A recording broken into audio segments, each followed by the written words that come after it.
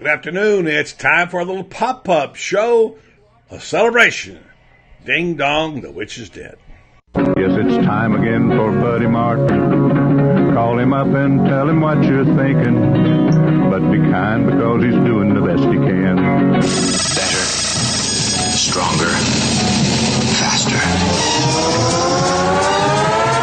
Mama says that alligators are ornery because they got all them teeth but no toothbrush. Hey, what if the voice calls while you're gone? Take a message. Bye! You ready, champ? I'm ready for this my whole life. I'm incapable of small talk. But that's why you love me, right? Kind of intimidating to be in the presence of so many great athletes.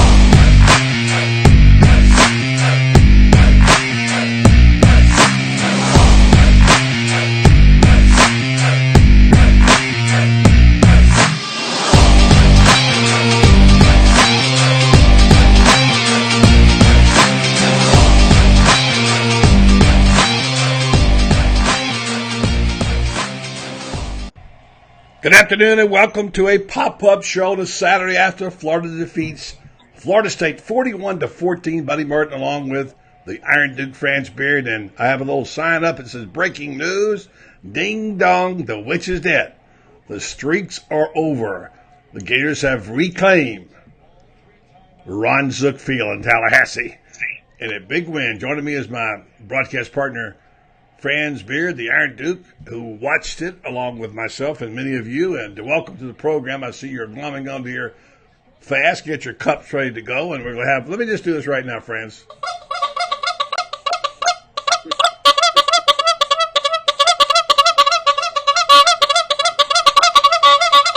That's in honor of the Crown Prince, who's not here. Does it in my ear, you see. But that means it's a time to celebrate, Franz.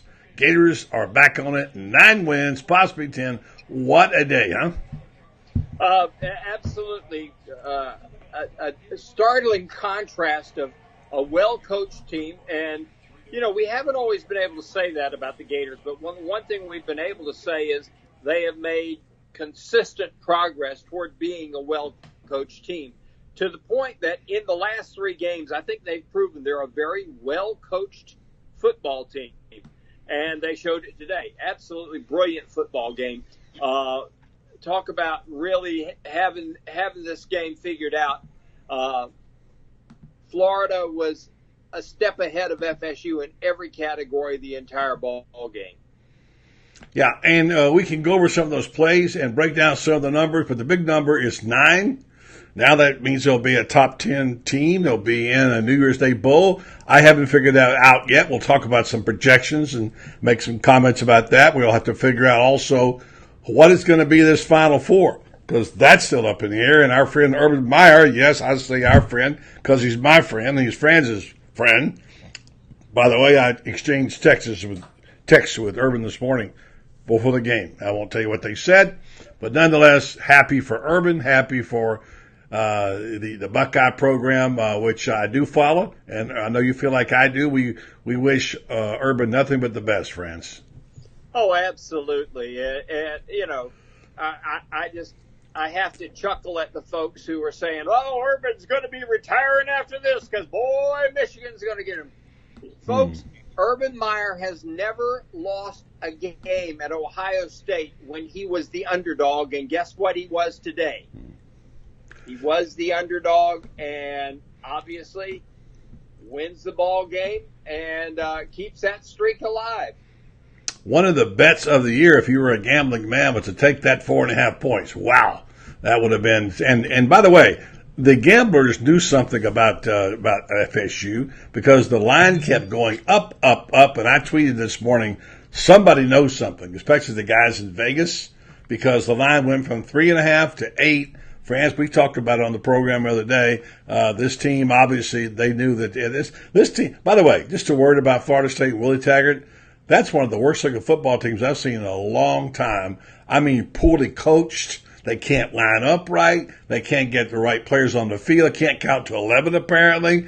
And I stopped counting at 8 penalties in the first half. That's a terrible football team right there. And it has to fall at the feet of the guy who's the head coach. And that's awful. And if Willie Taggart doesn't fix that, he's not going to be around for a year 3. Well, the first thing Willie Taggart has to do is he needs to evaluate his coaching staff, because he is getting no favors from his assistant coaches. And, you know, I was having this conversation earlier today with my brother, and he was asking why is Nick so good? And why does Nick consistently... And here comes the Crown Prince. He's got to get it in there. Franz, I think I've lost Franz now. Let me get back to him. I have Brendan on the line at the moment. Brendan, I had Franz up, and I've lost him. So got to go 3-way. You know what? Call me on my cell. Call me on my cell phone. All right, call me on my cell phone. Well, no, I'm in the cabin and in Chicago. Okay. Well, I'm in the middle of a conversation, and the Gators won, as you know, 41-14. I got a sign up that says, "Ding dong, the witch is dead." I've done this already because you weren't here to do it and celebrate. So we're having a little celebration here, a little dilly celebration. And I'm just getting off of work and make sure to get my hat up. Yeah. Get in the cab right now. Here, Pete, could you hold this for me? I got you. Got my friends in the car, and we're in Chicago. Headed to the hotel, and absolutely huge win. Go Gators! What an exciting day to be looking forward to next year, and feeling like you're just pretty darn excited about what's going on. Well, all your buds are checking in here for you. I'm gonna keep you just a second. Go back to Franz. Franz is in the middle of a thought, and I'm gonna get back to him in a second. But I know you got a chance to watch it, and what struck me was when I came on the program again and saw the people said, "Stay loyal to the kingdom," because after all, that's what it was all about. Final thoughts, Brendan. Where we started this whole thing about a year ago now, where we were this time last year, Gator Nation, G&K wasn't even created yet, and now we are 5,000 strong. Wore my hat today all the way through the airport. Got a couple high fives from other Gators walking through Midway. Gator Nation runs deep even up here in Illinois, and I'll tell you, it was pretty exciting to be a part of what you're doing and what you're creating every day, and to check in and be able to be your father-son duo and all that we've got up against and the process and everything else. So I'm excited to see what happens next year. For sure, Brendan. It's been a great day for Gator fans. I'm happy for my friend Irvin Meyer today as well. So you have a great trip, and let me get back with Franz. He's dinging me, and I can't get a hold of him. Have a safe trip. Right. Tell your buddies hello. Thanks for calling in. Appreciate it. All right, talk to you. Go Gators. All right, Brendan Martin checking in. Unfortunately, with this particular system I have about getting a 3-way phone call, it is a little hard to do. So we're going to see if we can get Franz back and apologize to him for what we inadvertently cut him off. So let's see what happened here. We lost Franz somewhere along the way when we tried to connect Brendan to go a 3-way, and there he is. There's Francis. Sorry about that, Franz. Tried to get you and Brendan. He's in the cab in Chicago, by the way. Oh, my God. And he was checking in, and tried to get all three of us across, but because you were in the middle of a thought, and I apologize, I interrupted it. Obviously, it's a significant day, and to win 9 games in his first year, I was thinking today, one of the best coaching jobs I've ever seen anywhere, including Florida. And for people who had any doubts, they ought to be cleared up by now, friends. Well, yeah, and what the point I was making before is, you look at the coaching staff. If you want to really understand the two differences, of course, I think Mullen is a superior coaching mind to Willie Taggart anyway. But look at the assistant coaches Dan Mullen has. Look at the assistant coaches Willie Taggart has. And you tell me if there's any question in your mind why Florida is 9-3 and going to go to a New Year's Six Bowl, and why FSU is going to stay home for the first time since the Reagan administration. Mm-hmm. Yeah, for sure. Let's talk about these Gators today. The Pirine run was a big one. Put them up 10-0. By the way, in case you happen to be traveling to the bowl game, and Franz and I will talk about that in a minute, there's a nice little tag, courtesy of our friends at All Florida Sportswear, and maybe I'll give that away before on our G&K Elite drawing, Franz. Of course, you and I might look good going down the highway in that too, Franz. You never know, right? Oh, heavens, yeah. Yeah, we've been on to do that. So anyway, let's talk about some of the specifics of the game. Certainly, the offense was terrible for Florida State, but the rush-ins, of course, again, just unbelievable. And Zuniga and Polite, those guys are amazing. And to be honest with you, they were lucky to get 14. They took converting 2 long third downs for Francois to get to 14. And I was impressed, of course. You know I'm a Piran guy. I've always liked him a lot. And I think Jordan Scarlett is a good player. And Frank, you know what Franks did? Franks was Franks. He played just good enough to win and not to get in the way. He didn't turn it over, give it up. So he played good enough. Again, 9 wins. You know what? I know a lot of quarterbacks that played at Florida didn't get 9 wins.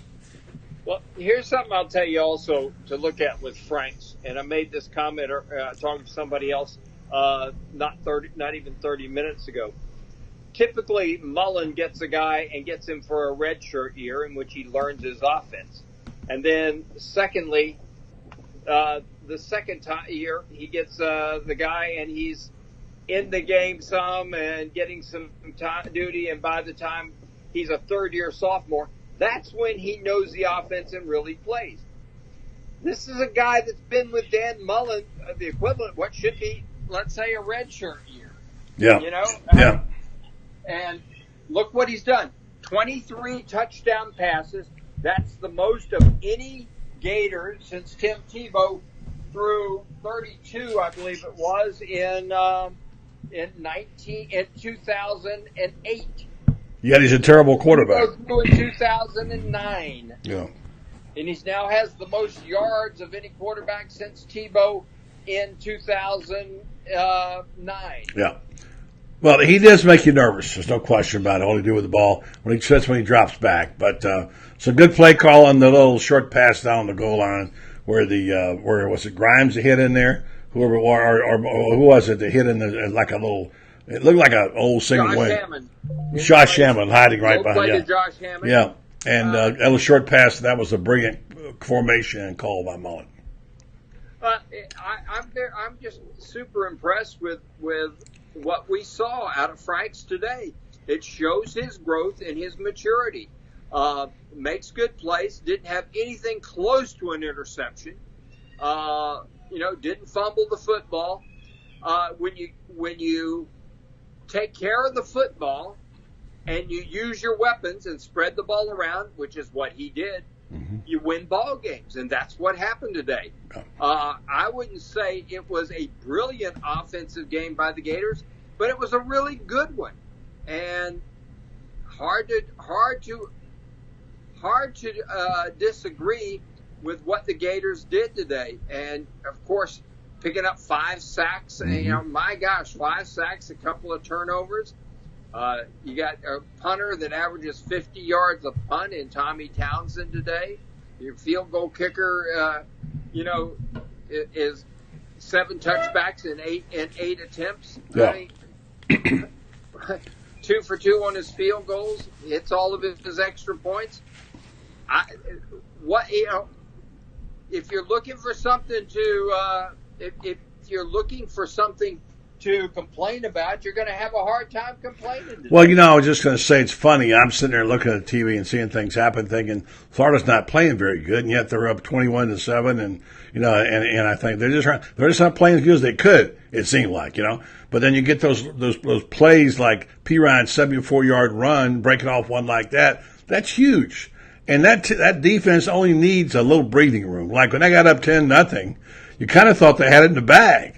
Because now they could play their normal game, and not have to.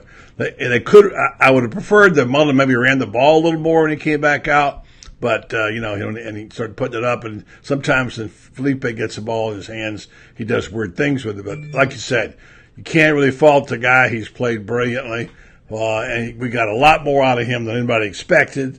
And good on. Ran the ball, buddy, 52 times. No, I know that now, but there was a point in time in the second half when I wanted to just keep running it, and keep running it, not throw it, and keep running and get larger. But I understand you have to spread. You have to throw and pass. Let's talk about this defense. They are. I saw one projection, by the way, that someone said, I want to see Florida and Oklahoma play in the Peach Bowl. I don't. I don't want to see that. that looks like a video game. Oh, that game of last night. I mean, I've not seen anything quite like that game. It was an amazing display of offense, and it was like a ping pong match. You couldn't keep up with it. And I love the offense. I don't know if I want to see one of those offenses up against Grantham's defense, although I think Florida has speed. What do you think? I don't want to play Oklahoma. I don't think anybody wants to play Oklahoma. And quite frankly, I think Oklahoma is going to fill in and be the number 4 team in the playoffs. Maybe. Let's talk about that for a second. Let's talk about it. All right, because we don't know about what's going to happen yet, because we don't know anything about what's going to happen. All right, so let's leave Ohio State off to the side for a second. What do we know now? Okay, I think Notre Dame is in. There's some people who think, well, you know what? They sit back and don't have a conference game. Other teams play. I don't think there's any way you're going to knock Notre Dame out. Okay, that's my opinion. We know the Georgia-Alabama winner in. That's 2, right? Okay. Now, also probably in Clemson. Don't anticipate that. That's 3 teams. That gives you this. The rest of these teams have to fall somewhere in number 4, and that would be the loser of Alabama, Georgia, Ohio State, or Oklahoma for number 4. And that's going to depend somewhat on the games and how they. If Ohio State doesn't blow out Northwestern, then that's not going to probably happen. So how do you who is your 4th team? Well, right now, I think if Oklahoma beats Texas, I've got to believe that Oklahoma is going to be that team. Over Georgia, even if they lose a close game to Alabama? Well, they're not going to put a 2-loss team in there. Well, I don't say they wouldn't. It's not likely, but let's do it this way. What if Georgia beats Alabama? You going to leave Alabama out over Oklahoma? No, I'll tell you right now. If Georgia beats Alabama, Alabama will be the 4th team in there. Just like if Clemson were to lose to either South Carolina or Pitt, and Alabama wins, and you have a 1-loss Clemson team. A 1-loss Clemson team is going to be in there. The committee says, well, they don't pay attention to what happened in last year or the year before. They do. And the fact that Clemson and Alabama have been there every year and have played for 3 national championships, that's going to weigh very, very heavily on them. Mm-hmm. Notre Dame is going to be in there, but as long as Notre Dame doesn't lose to Southern Cal. If Notre Dame loses to Southern Cal, all bets are off. But again, 1-loss Notre Dame, and let's say then that Ohio State loses to Northwestern. Let's say that Oklahoma loses. 1-loss Notre Dame over unbeaten UCF. Real question there. They will go with 1-loss Notre Dame. I'll guarantee you. They're not going to pick, if they've got to go to 2-loss teams and they leave out a team like UCF, which will have probably, even with the loss of Mackenzie Milton, I predict that they'll win and they'll have a 25-game win streak. But if you take a 2-loss team over a team that's run the table 2 straight years, I guarantee you they're opening themselves up for lawsuits like you can't believe, and we'll see an expansion of the playoffs before you know it. Could be. If they want to avoid that, the best way to do it is if every team out there, let's say with the exception of Notre Dame, let's say Notre Dame loses, and let's say all the other teams have at least 2 losses, you will see UCF in that playoff spot. Yeah. I don't think it will happen, but I don't think that's going to happen. But I think that 4th spot's going to be somebody with 1 loss. All right. You keep up with the bowls. I don't. I know that I've seen all the projections and stuff. I know that I think all Gators want to go to the Peach Bowl, or I guess it's called the Chick-fil-A Peach Bowl now. And I think that's a better fit for Gator fans. I don't think they'll travel well to Arizona. if they go there. But I don't know how that will. But I mean, a Peach Bowl matchup, even with Oklahoma, would be pretty good. I'd love to see them go to the Peach Bowl. What have you got for the latest rankings and bowl projections, or do you have any? Well, I'm looking right now at the college football playoff poll and the way it is right now. Okay, you figure Michigan is going to drop way down. You could see Florida. I think what you likely see would be they'd probably go with something like Michigan and Georgia. Let's assume Georgia's going to lose a second game. In the Peach Bowl? Or they may Oklahoma. Michigan to the Rose Bowl, obviously, but then you'd have, let's say, Georgia Sugar Bowl would be there. Maybe Georgia and Ohio State. That might be if they don't make the playoffs. What's that? You mean if they don't make the playoffs? Yeah, if they don't make the playoffs. Yeah, and by the way, Ohio State otherwise will probably go to the Rose Bowl because of the conference tie-in. And also Georgia would be the first choice of the Sugar Bowl since Alabama can't go there. Yeah, but I can see Georgia and Michigan or Georgia, and Ohio State or something like that. As long as there's a one-loss team, either Ohio State or Oklahoma, or as long as they only have one loss, they're going to be in that fourth slot. You could just about bet the ranch on that. Well, in terms of the fourth spot, we'll see. But so how do you have it laid out? Who goes to the Peach? Who goes to the Sugar? Who goes to the Fiesta? Well, the Sugar Bowl, I think would go with LSU. I would see LSU in there, in that it would assure the Sugar Bowl of a sellout, and that is assuming LSU wins tonight. 10-2 LSU. By the way, they're underdogs. Did you know that? Yeah, I know that, and I find it hard to believe, but just the same, I think LSU is going to win. But 10-2 LSU, the Sugar Bowl would pick them, which would leave Georgia. I think Georgia would go. The Fiesta Bowl would pick before the Chick-fil-A, and they would pick Georgia out there. And could be Georgia, Oklahoma. You could have Georgia and Oklahoma out there, which would probably be a pretty good matchup out there. I think you're going to look at something like Florida and UCF, or Florida and Texas in the Peach Bowl. That whole thing with Mackenzie Milton is so terrible, that broken leg, and I wonder if that's going to impact them. Dislocated knee. Well, whatever it is. Is that what they call it? And the chances are it's probably a 70% chance that his career is over. Yeah. It's in many ways worse. That's worse than a fracture. Gruesome injury. Yeah. Absolutely gruesome injury. What a terrible thing for that kid. He played so great for so long, So anyway, we only got a couple minutes because we're a short edition. I'm going to go back and watch the rest of the Iron Bowl. But a lot of folks are online. A lot of questions for you. People, Dr. Kristen Cubos wants to know, any chance Florida could figure in the top 5 at the end? I guess if they won out, if they beat a good team in the bowl, they'd have a shot, maybe at being 5 or so.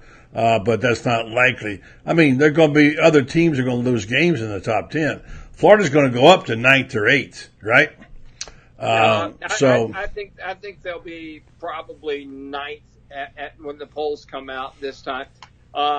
Washington State lost. They're out of it. They're out of the top 10. I think that Washington State probably drops no worse than, say, 12. In this poll. UCF's not going to go up, I don't think, except for they'll go up one spot. Well, because of the fact that West Virginia had to lose, West Virginia lost, so they're dropped. They were 13th. So now the teams that I had marked up were the key games for Florida were UCF and USF. We know what happened there. I think UCF maybe go up one spot, but not too far. They won't be in the top final 8.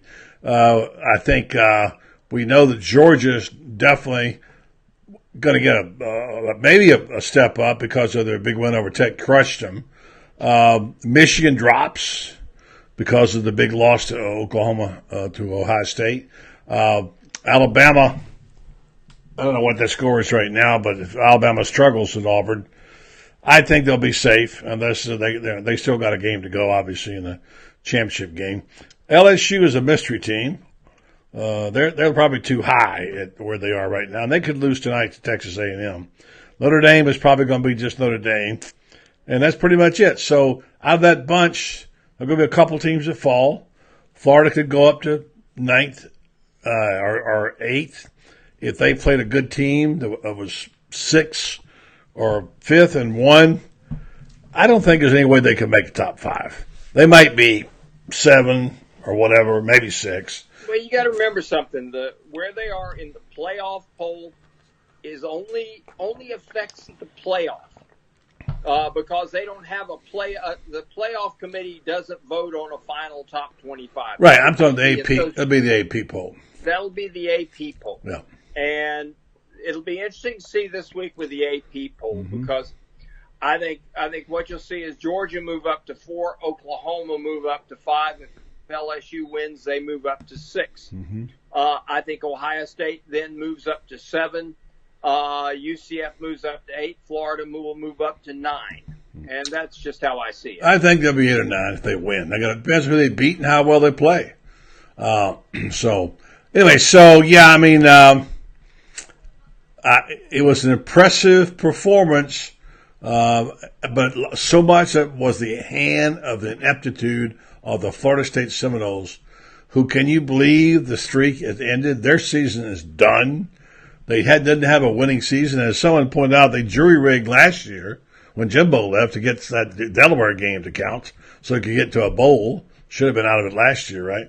Yeah. So this is a new – and here's the thing about it. As Florida goes up, except for USF, Florida has now moved to the top dog and even then, as a team in the state who ought to get the best recruits. FSU's going to lose people. They're decommitting. Miami's going to lose people. USF's not a factor, and there's nobody else. So Florida ought to be first in line for a lot of these players and the recruiting in the state of Florida, especially, and Georgia. Well, I think the Gators are going to have a great recruiting year, and I think that this win over FSU, I think if it had been a close win, I think FSU probably would have held on to some recruits and stuff like this. But the fact that it was a blowout, and the only way to describe it is it was an absolute blowout. Yep, it was.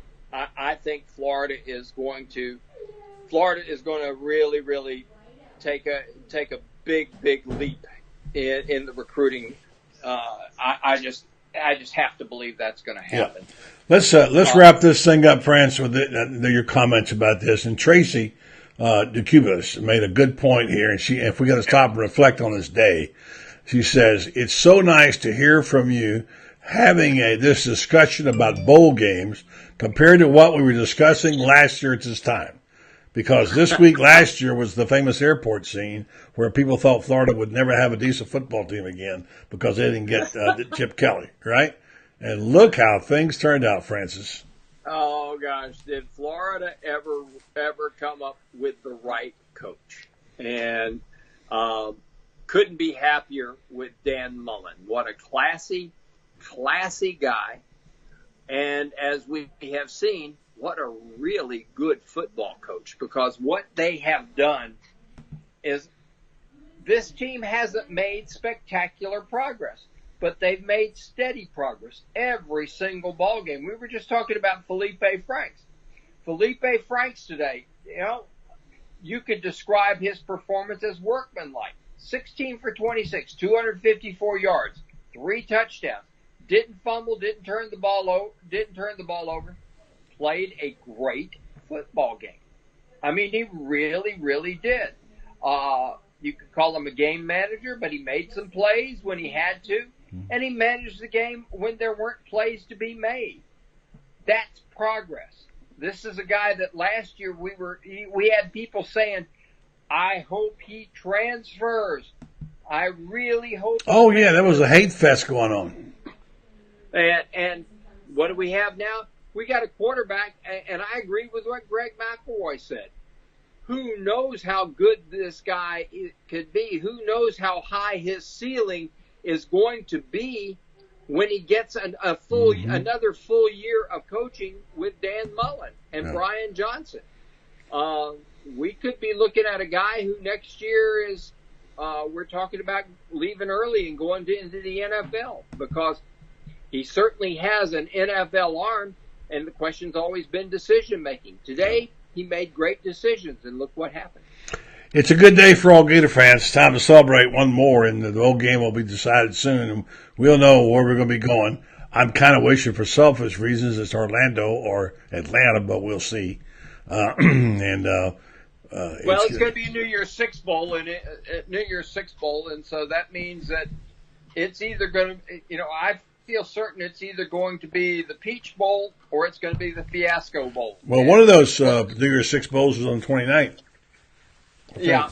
So anyway, so it could be right. Could be. It depends on the matchups and stuff. But Gators acquitted themselves nicely. Congratulations to Dan Mullen. 41 for Florida, 14 for Florida State. 9 wins, headed to the high top 10 next week in the top 10, and of course on to bigger and better things. All this practice going on now for the next few weeks, and we get to watch the SEC championship game and see if Alabama comes out on top, or if it is one of those deals where Georgia finally breaks through. Francis, thank you very much for the last-minute notice, stepping up and joining for this little pop-up show on a Saturday afternoon, a very good Saturday for everybody, especially all Gators.